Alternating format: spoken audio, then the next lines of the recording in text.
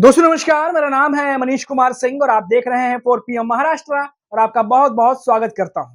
दोस्तों महाराष्ट्र में निकाय चुनाव को लेकर पार्टियों की अपनी तैयारियां चल रही हैं। इन सबके बीच में शरद पवार का एक बहुत बड़ा और अहम बयान आया है। उद्धव ठाकरे को लेकर शरद पवार ने जो बात कही है, उससे उद्धव ठाकरे की पार्टी यानी शिवसेना यूबीटी गदगद हो सकती है। वहीं दूसरी तरफ एकनाथ शिंदे और बीजेपी की भौहें लाल हो सकती है या उन्हें यह बात पसंद नहीं आ सकती है। जी हाँ दोस्तों, शरद पवार ने एक बड़ा बयान दिया है। उन्होंने कहा है कि उद्धव ठाकरे की पार्टी मुंबई में मजबूत है, लिहाजा ये ध्यान में रखते हुए महाविकास अघाड़ी को अपनी रणनीति बनानी होगी और उस तरीके से हम अपनी रणनीति बनाएंगे। उद्धव ठाकरे को मुंबई में बहुत ज्यादा मजबूत बताया है शरद पवार ने। साथ ही उन्होंने कहा है कि महाविकास अघाड़ी यानी कि एमवीए को एक साथ रहने की जरूरत है, क्योंकि ये बात इसीलिए मैं यहाँ पर दबाव लेके बोल रहा हूं, क्योंकि आप देखिए कि कुछ दिनों पहले ही ऐसा कुछ सवाल देवेंद्र फडणवीस से भी पूछा गया था। तब देवेंद्र फडणवीस ने यह बात कही थी कि वैसे तो महायुति एक है, लेकिन किसी सीट पर अगर हमारी सहमति नहीं बन पाती है तो उस सीट पर हम फ्रेंडली फाइट भी करेंगे। सुनने में यह शब्द बड़ा अच्छा लगता है, फ्रेंडली फाइट, लेकिन दोस्तों ये सहयोगी दलों के बीच की लड़ाई है उस सीट को पाने के लिए जिस सीट को ये खुद ही फाइनल नहीं कर पाए कि कैंडिडेट मेरा होगा या तुम्हारा।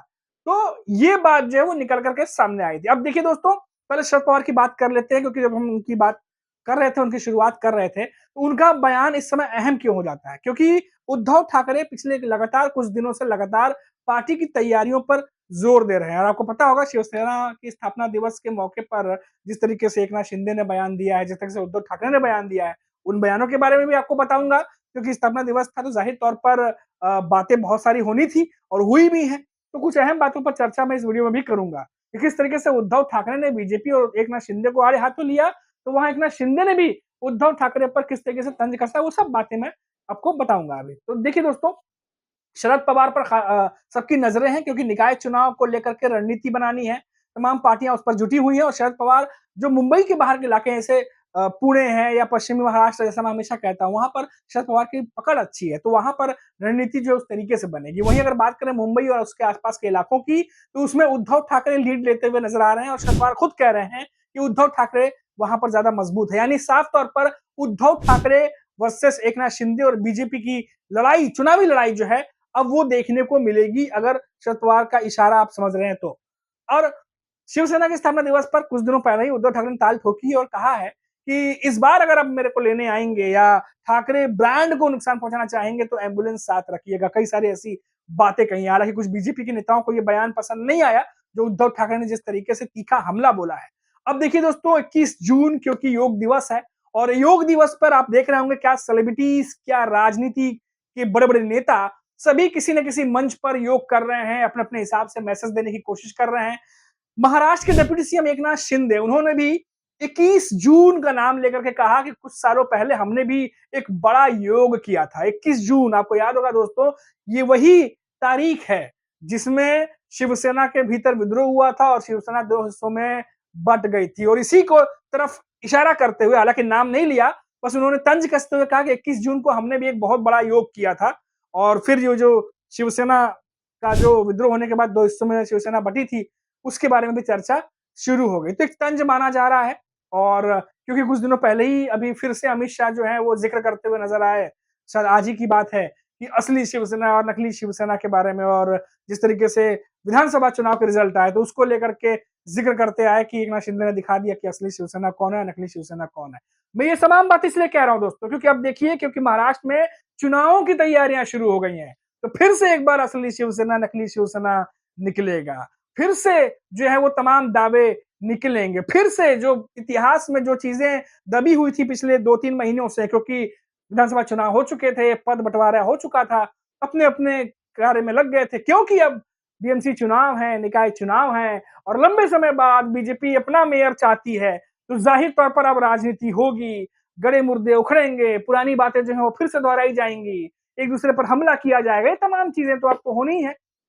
लेकिन इन सबके बीच में कांग्रेस, जी हाँ दोस्तों, महायुति और महाविकास अघाड़ी, इन दोनों के बीच में अगर कोई इस बार के निकाय चुनाव में एक और बड़ा फैक्टर होने जा रहा है तो वो होगी कांग्रेस।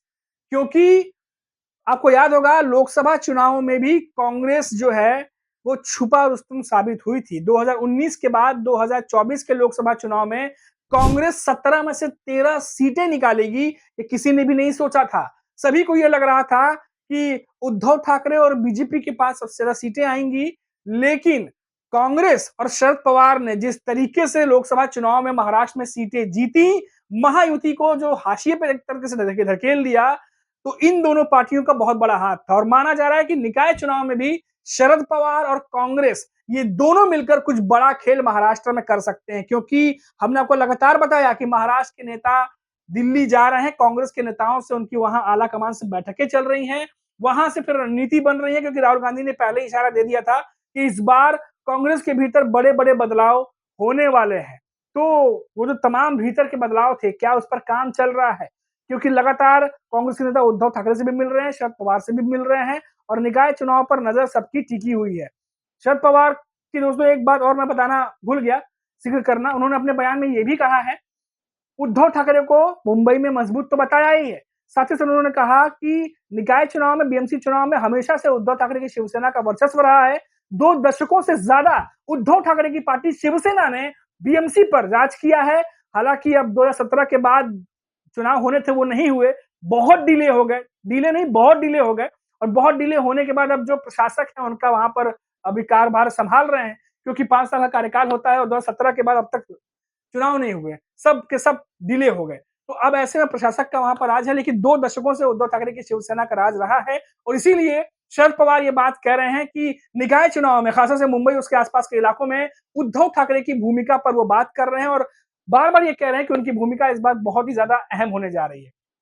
क्या बीजेपी और एकनाथ शिंदे दोनों जिस तरीके से रणनीति बना रहे हैं, दोनों जिस तरीके से बयान अभी हाल ही के मैंने जिक्र किए, क्या इन बयानों से ये साफ दिखता है कि निकाय चुनावों के मद्देनजर ये दोनों ही बड़ी पार्टियों के निशाने पर उद्धव रहने वाले हैं?